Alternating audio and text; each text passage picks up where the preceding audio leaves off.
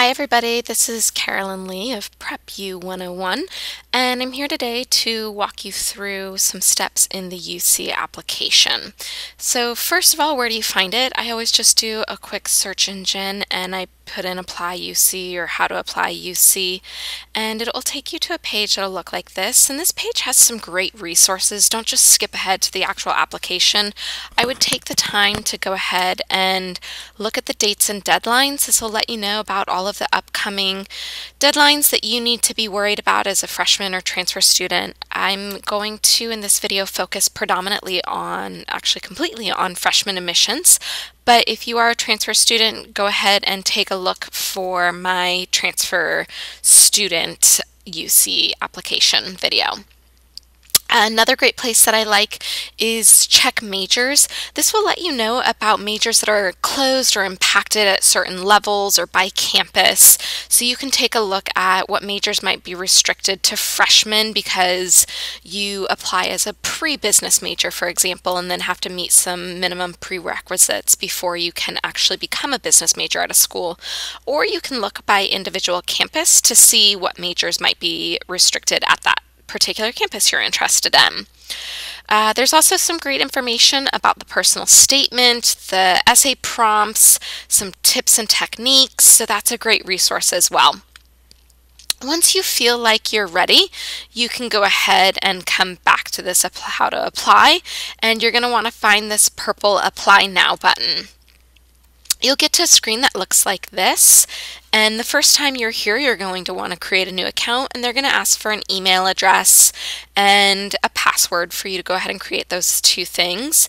I can't stress to you guys enough, start keeping track in a Word document, on your phone, wherever you do it, in an email. I'm sure people would tell you those aren't the most secure places, but it's really just about keeping track of all of your usernames and your passwords. The more applications you apply to, the more that you're going to realize they all have different specifications as to what your username can be, or special characters that you need in your password, and it just gets to be a lot to keep track of. So I just can't stress to you enough, go ahead and write them down. Keep track of them. Once you've created an account, you can save and log out and come back to your application as many times as you need. You don't have to complete this in one sitting, and quite honestly, I strongly recommend that you don't complete it in one sitting. I just find that tends to lead to you getting fatigued and having some errors along the way. So in the future, you can come back here and go ahead and add in your username, your sign-in name and password. Trying to make sure I remembered mine. And once you're logged in, you're going to want to start at the beginning. You're going to want to let them know which term you're applying for, whether you're a freshman or transfer student. And it's really important to realize that while this is currently the fall of 2014 that I've made this video, in reality, if I was applying for colleges, I would be attending next fall, which is the fall of 2015. So it may surprise some people that it has the year in advance, but it's asking, when are you going to be a freshman at this school? Some basic navigational information on this website. You can go ahead and jump ahead to these different sections in the application. Within each section, I'm currently in the Start section, for example, it will let you know the different areas that I need to complete within this section. And every single page has this amazing questions page. I can't stress to students enough, take a look at these questions. These are things that the UC readers have found to be common errors, common questions, and there's great pieces of information in this section. So even if you don't have a question per se, I would always recommend on each page skimming through the questions to see if there's anything in there that might be helpful. Since I'm currently making this video for freshman applicants, you're going to select that you're a freshman, and it's going to say, I'm a freshman, no college or some college. And this is where people tend to get tripped up, because maybe you've taken a college class, or maybe you have college credit because you took an AP class, you still want to make sure that you're going in as a freshman. For the UCs, if you say that you're a transfer, you need to have a minimum of 60 transfer units. And so you're not going to have that if you're a current senior in high school for the most part. So you're going to want to say, I'm a freshman. And that's going to get you into the application that you need. You're going to go ahead and include your address and all of that good information, your phone number. You're going to say whether you've attended a California high school for 3 or more years. Basically what they're doing here is they're establishing residency for in-state versus out-of-state tuition. So this isn't going to impact your acceptance. It's just going to impact your tuition fees. It's going to ask about citizenship, and I get a lot of questions when it comes to social security number. Why are they asking for a social security number? The reason they're asking is it's one of the ways that they use to keep track of all of the information and make sure that they're matching up the right application with the right SAT and or ACT score reports, along with the right FAFSA information for your financial aid information. And so that's why they ask for it. If you're not comfortable including your social security number, you can always skip over that and they can match you up via your name and birth date and address and those sort of details. It is a secure site, but once again, it's about your comfort level there. The next section you're going to get to is campus and major. You're going to select each of the campuses that you're interested in applying to. What's really nice about the UC application is I just click buttons and fill out the application once, and it's going to get submitted to all of the UCs I'm interested in applying to in one fell swoop, which is great. But the thing you want to keep in mind here is that you are paying an application fee of $70 per campus that you select. So right now I have 3 campuses and therefore would be paying $210. So you do want to make sure that you're not just checking buttons to say, I'm applying to all of them, but really think about breadth and depth of appropriate fits for you based off of your personal information. I check the boxes next to any school that I want to apply to. If I want more information, this is a great little link that'll open up a secondary page giving me some information about a variety of topics at Berkeley. I can then always go back to the application, and these are the 3 campuses I'm going to apply to, and I'm going to need to select majors at each school site. There are a few things to keep in mind, and each of the campuses have a few different quirks about them, so just a couple of things. For example, maybe I want to be a business major at Berkeley, but when I go to select this major, it's going to let me know that it's closed. Well, if I hover over any of the majors, I get this pop-up bar that lets me know it's available to junior transfers only. Freshman applicants should apply to undeclared pre-business administration in the letters and sciences category. So I'm going to go down to the College of Letters and Science. I'm going to go down to keep hunting until I find what I'm looking for. Okay, so I go in undeclared pre-business administration, and that's the one I select. This is open to freshman applicants only. It lets them know that I'm interested in business major, but that I'm going to have to complete some lower division requirements to be accepted into this final major. So that's good to know. The other thing about Berkeley is that it's not just going to let you do a general undeclared major. They're going to say, that's fine, you can be undeclared, but you need to let us know, are you undeclared in social science, undeclared in math and physical science, or maybe you're, undeclared in the arts and humanities. So they're going to ask that you at least narrow down the field a little bit. Once I've selected my major, I can go on to my next school, and I don't have to pick the same major at each campus. Maybe if I go to Berkeley, I really want to be a business major, but at San Diego, at UCSD, I am more interested in the School of Engineering, and that's fine. Unlike Berkeley, UCSD has a major and an alternate major option. So I can go ahead and say that I want to be a computer sciences major, but they're letting me know this is an impacted major, so you must also select an alternate major. And I can find out more information about this at this website. I really recommend, if you are getting this note that it's an impacted major, you might try to pick an alternate major that is not impacted. So maybe I'm also interested in biochemistry, and so I might put that as my alternate major and leave computer science as my first choice major. I'm going to go on, and you'll find that UCSD has what they call the colleges, the college system at UCSD, and these are 6 undergraduate colleges. You can be any major in any of these colleges, but basically UCSD refers to these as communities of learning. And the big difference between these is how it impacts your undergraduate general education requirements, along with a few other pieces of information. Before they'll let you go ahead and enter your rankings, you'll need to say Revell's my first choice, Earl Warren's my second choice. Before it'll even let you do this, you are going to have to click this link to learn more about the colleges, but it's great to just understand what is the college system and what is each of their colleges about. So it's going to let you know their general education requirements and some additional information about those. So it's a great resource, really. I would encourage you to look through those. This isn't going to impact your acceptance to UCSD, but if you are accepted, then they will base which college you get entered into on your rankings. Finally, I'm going to go ahead and pick my major and alternate major at UCSB, and I've decided to go into the creative studies area, and it will let me know a little bit about what that's about.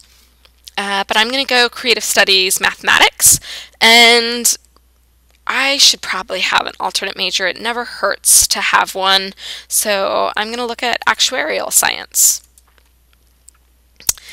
It's going to let me know here, pop-up's going to come up and say that the major I've selected requires a supplemental application. This doesn't happen a lot, but there are a few programs within the UC system that will have a supplemental application. And what's nice is on this review page that comes up at the end of each of these sections up here, it's going to give me a link to where I can get more information about that supplement and what I need to do to go ahead and complete that. I can always go back in and edit any of my choices. I can go back to these different sections if I need to. Once again, I can review the questions. I can't stress to you guys enough, make sure that you actually look at these review pages. Make sure that you've clicked the button you thought you did, that when you get to some of these later sections like activities and awards where you're going to be entering an explanation for each of your extracurricular activities, that you don't have any typos or errors, because those don't do you any favors when it comes to selection. So take the time to look over this review page each time you get to one at the end of a section. I'm going to move on to the scholarship tab, and just basically what this is you can select up to 16 characteristics that match up with you, and these are going to potentially open you up for scholarships at the different colleges. Students love to skip this section because it's not necessary to complete the application, but it's a waste of an opportunity to just go through and say, I'm potentially interested in business, and select that, and now maybe be eligible for a scholarship. I can select up to a total of 16 between all 8 of these categories, and I really encourage you to go through each list and try to select as many as are appropriate fits for you. And then I can review the ones that I've gone ahead and selected. And now it's going to ask a little bit about me. This information, it's asking, why are you asking this? It will just let you know it's basically to help them understand your unique situation is how they refer to it. So it's just getting a little information about you. What language did you learn to speak first? English only, English and another language. Just let them know. The Educational Opportunity Program. It basically is a bridge from the high school to college, and they'll let you know a little bit more, but basically EOP is for students from disadvantaged backgrounds. This might be due to being a minority, social economic, or first generation college students. You can do a search engine search for UC EOP program and get additional information about who's eligible and what that program offers you, but it can be financial aid, it can be tutoring, or additional other services. It's going to continue to ask about me. It's going to ask about your parents' information, so you'll want to make sure you include that. It's going to ask about your family size and income. The most of you who are high school seniors are going to be dependent, so it's going to be asking about your parent or legal guardian. So you can go ahead and answer that. If I don't receive support from a parent or legal guardian, how do I, but I don't meet the criteria, how do I respond to this? It'll let you know. Why are you asking about single parent status? Why must I disclose? It's going to give you a few things, and just use those tools to help you answer those questions. If you're not quite sure about it, you can go ahead and skip it in the meantime. Continue working on the application, ask your parents about it, and come back and fill this section in later. Again, a great review page. Make sure you know what you have entered. It's going to ask about your academic history. So it's going to ask about any courses you took in 7th and 8th grade in math that are Algebra 1 or higher and you received a grade of C or better in, or languages other than English that you received a grade of C or better in 7th or 8th grade. So you'll just go ahead and enter these courses, and it's going to ask if you attended school outside of the United States for any part of grades 6th through 8th. Then it's going to ask about your high school information. You just go in here and you say, add another high school. You let them know if it's in California, in the US, but not California or outside of the US. Your school might not be any of these things, and that's okay. You might not be a magnet or a career pathway school. It's not a problem. You can either enter your school's code and the name will pop up, or if you don't know your school's code, you can always just go ahead and start typing in the name of your school and find it. Sometimes I find less is more with these things. They can be a little finicky how they're entered. And then I'll say add. Once I do that, I'm going to get a screen that's going to ask me about my information at San Diego Academy, or whatever my high school happens to be. And I started at this school. Let's say for my scenario, I started at this school in 10th grade. I attended a different school in freshman year. It's not a problem. I just let them know the year I started, which was my sophomore year, which each of those grades were. I'm going to be graduating from here. I'm going to be earning a high school diploma when I get it, and then my school's grading system. Do you get ABCs? Is it from 0 to 100%, or is it something else? And this is the part that trips some people up. Just depending upon your school, it's basically asking how many grades do you get for a year-long course, and year-long course might be different at different schools. I teach at a school that is on what's known as a 4x4 schedule, where students take 4 classes in the fall and 4 classes in the spring. So my students like to say we're a quarter school, but for each of those classes, they only get 2 grades. So it's really asking how many grades do you get per full course. So many students are earning 2 grades per course, so then you would select semester. You go ahead and save the changes. Like I said, in this scenario, I attended a different high school for my freshman year, so I went ahead and added that school in as well. It's then going to go ahead and ask me to enter in my A to G courses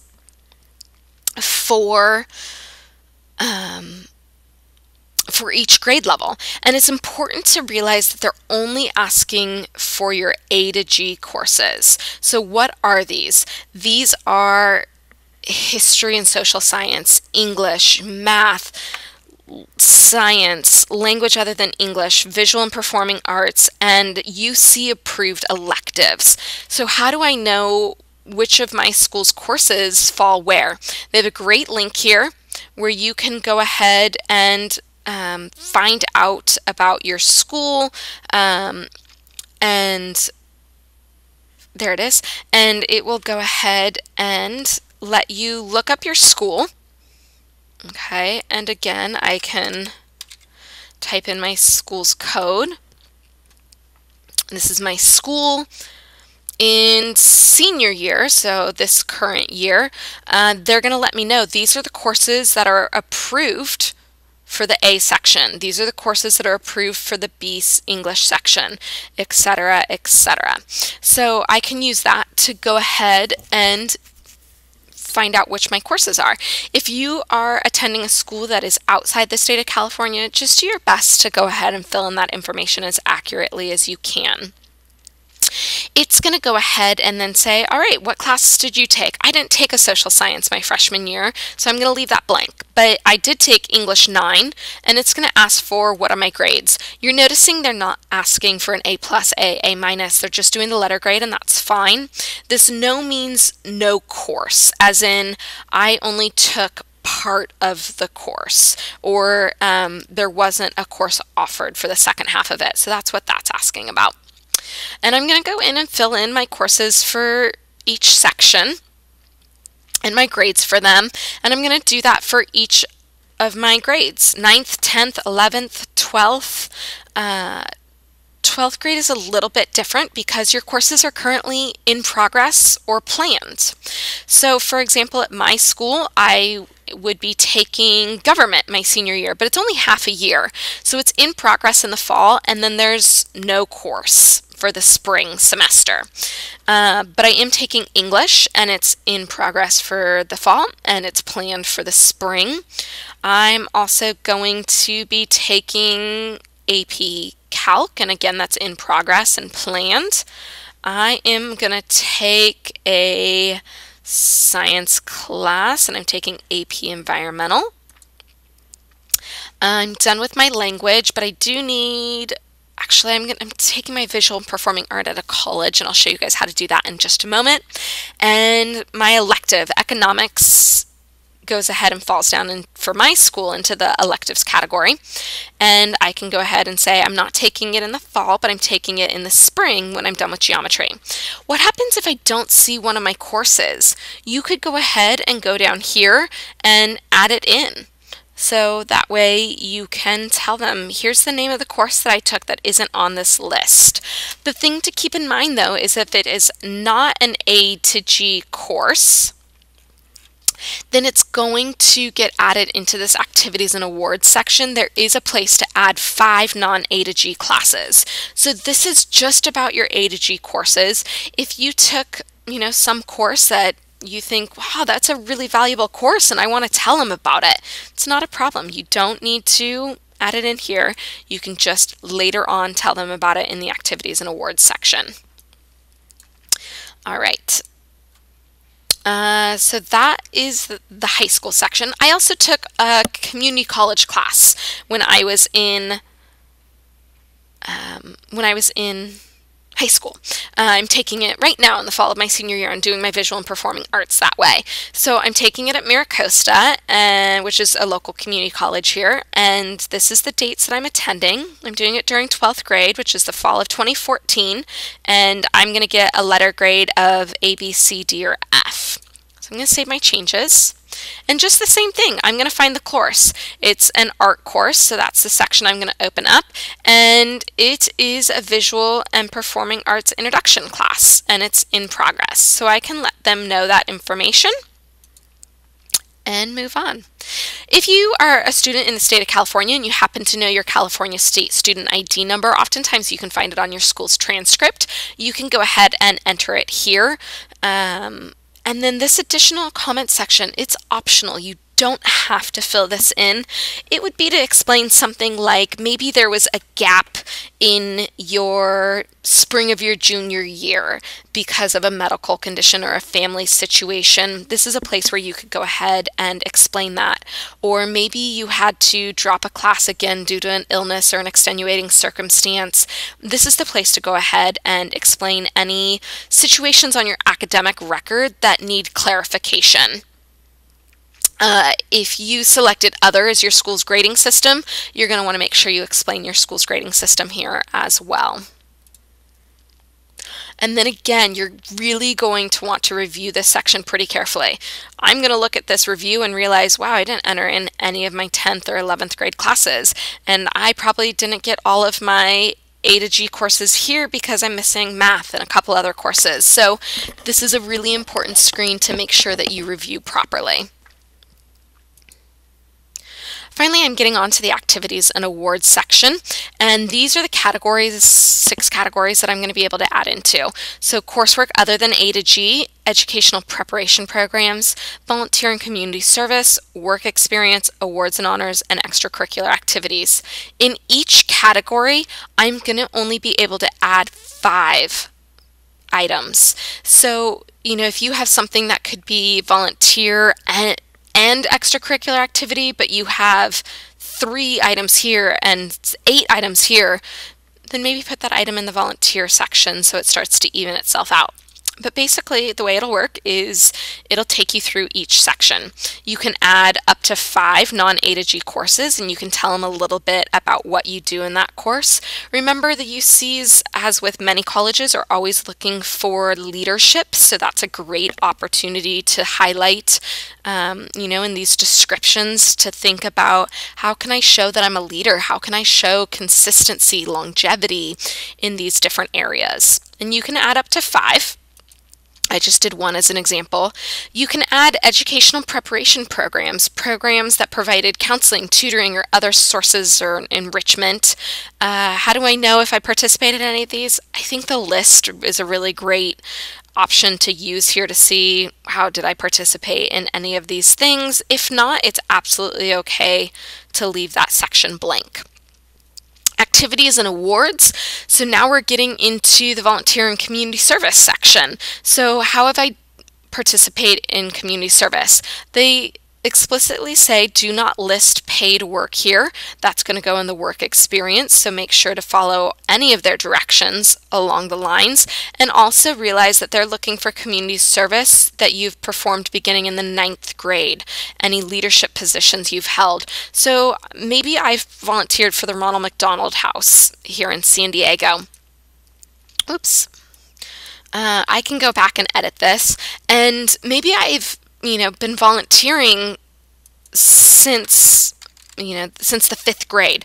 I could let them know, even though I've done it in 9th, 10th, and 11th, and 12th grade, I could let them know that I've been doing this for much longer than that, so they see the duration of it. They're going to ask which years were you participating in this, and in this case, 9th, 10th, 11th, and 12th. How much time did you devote to the organization? The hours per week, the weeks per year. This is an average, so just do your best to average it out. Maybe some weeks you spend 1 hour, some week you spend 3 hours. Well, that's about 2 hours a week. And this doesn't have to be 52 weeks out of the year.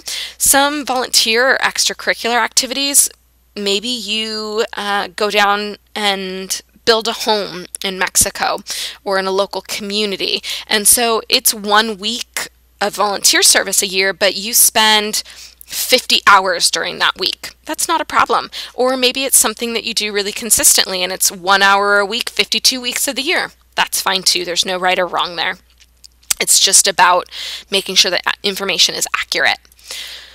It's going to allow you to add any work experience, tell them about what you do. Again, they love leadership, etc.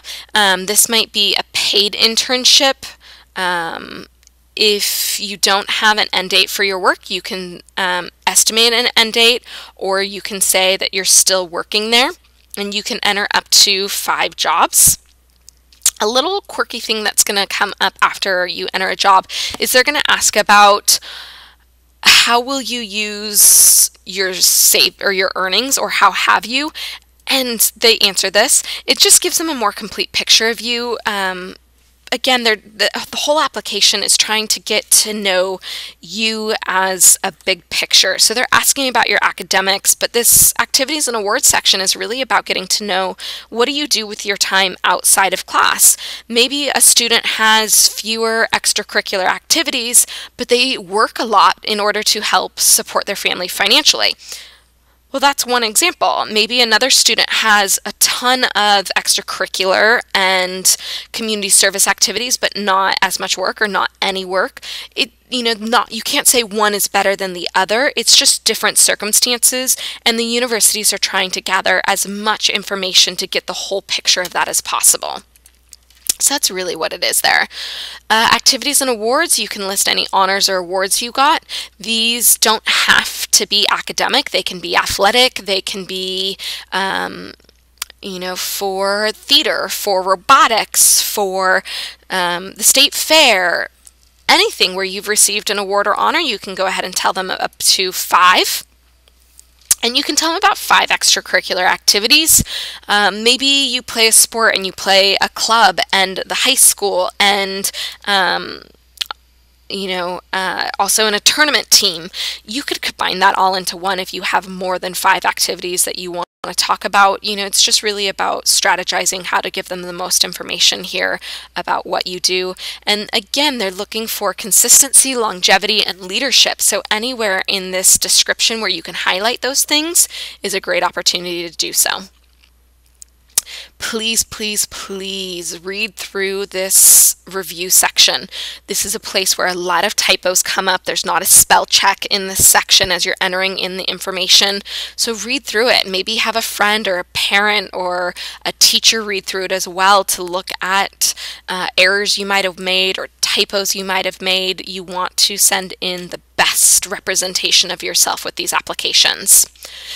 It's going to get to the second to last section, which is test scores, asking about ACT or SAT test scores. The UCs do not superscore at this point. And so it's going to ask for your highest single sitting ACT score and your highest single sitting SAT score. I can let them know I got that in June, here were my score breakdowns, and I'm also planning on retaking this test in December so they know to look for a future test date or future test scores from me. I can also let them know that I've taken the SAT, but I took it in October and I haven't received my scores yet, so that's not a problem. It's going to allow me to leave those blank in that situation. And I'm taking it again in November, so that way they know to once again look for test scores.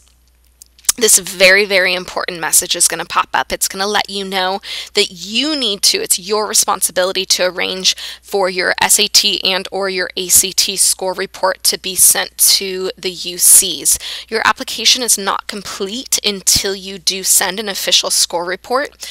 You can send one SAT and or ACT score report to one UC that you're applying to, and then they'll all have access to them. So that might save you a little bit of money rather than having to send it to every UC school.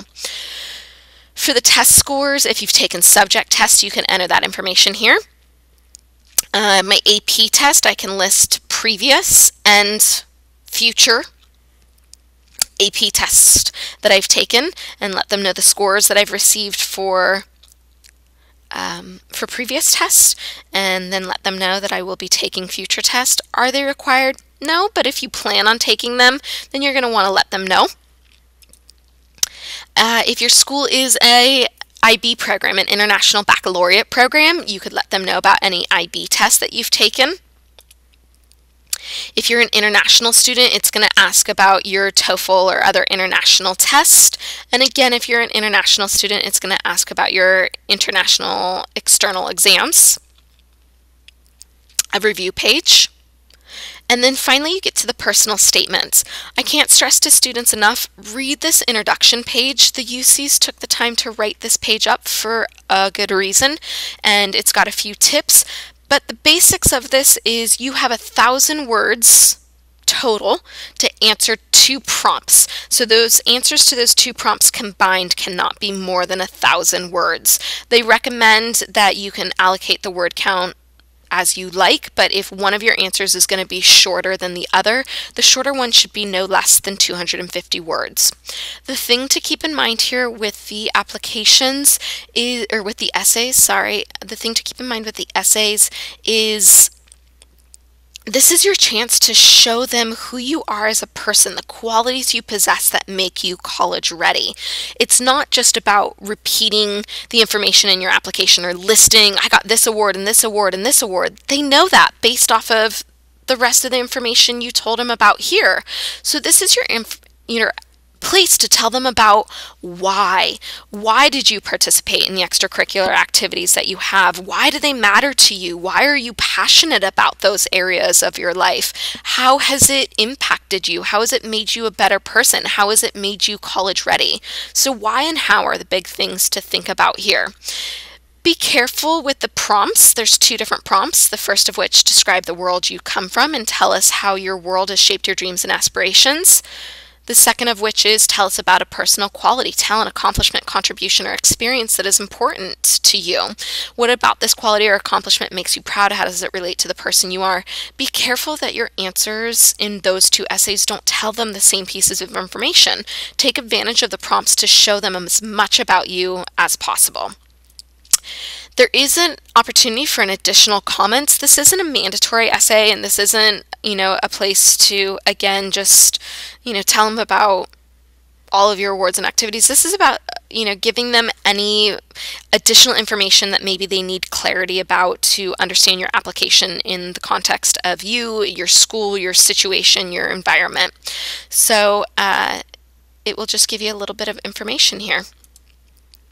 Finally, once you've done that, it's going to take you to a review page, and these little green circles let you know if you've completed the section or my personal statements are in progress, and that's a great way. The thing I love about this is you can expand all, and it will allow you to see all of your information. You can also view the application, which is a great opportunity. Print this page off, have a couple people read over this information, look for typos, errors, any of those types of things. This is a great tool the UCs give you. Once you have everything completed, it will allow you to submit at that point.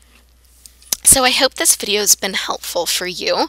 Again, my name is Carolyn, and I am a college application counselor and founder of Prep U 101. If you have any additional questions, please don't hesitate to be in touch with me. You can send me an email at info@prepu, the letter U, 101.com. And hopefully this has been a big help for you. Best of luck to you guys as you apply for college.